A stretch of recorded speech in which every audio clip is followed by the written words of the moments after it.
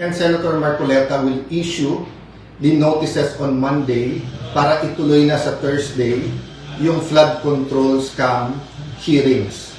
It will be impartial and we want the whole truth and not only some truth or some true, some not true to come out. Kung si Tingog Party List Representative Jude Asidre ang tatanungin, dapat ipaubaya na sa Office of the Ombudsman ang pag-iimbestiga sa mga sangkot sa maanumalyang proyekto kontrabahan ng gobyerno.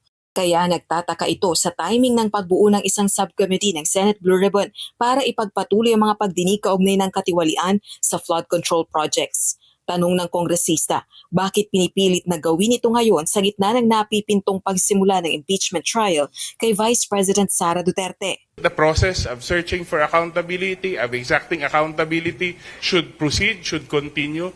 Pero ang tanong ko dapat it should be on the basis of evidence, it should be on the basis of the rule of law, and it should not be used as a mechanism to deflect attention from the ongoing impeachment trial.